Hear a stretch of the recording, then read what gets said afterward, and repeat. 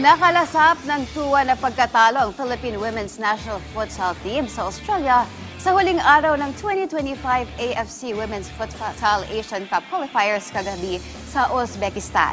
Sa kabila nito, pasok pa rin ang ating Pinay Booters sa main tournament na isasagawa sa China sa darating na Mayo.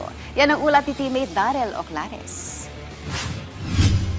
Nabigo ang Philippine Women's National Futsal Team kontra Australia para tapusin ang kanilang kampanya sa 2025 AFC Women's Futsal Asia Cup qualifiers nitong linggo sa Tashkent, Uzbekistan.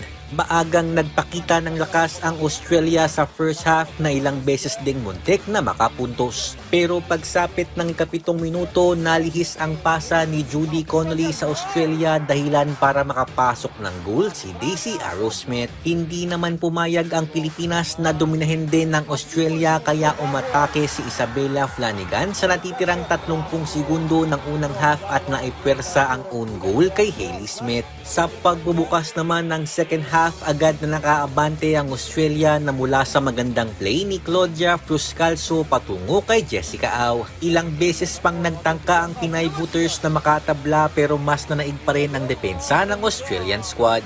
Kaya ang final score 2-1 para manatiling undefeated ang Australia at pamunuan ang Group C ng qualifiers at magkwalipika sa Asian Cup. Kahit na natalo ang Pilipinas kontra Australia at wagi ang Uzbekistan laban sa Turkmenistan kagabi, pasok pa rin ang bansa sa main tournament sa China sa darating na Mayo bilang best third place team sa torneo na may kartadang 2 wins, 1 loss at 1 draw.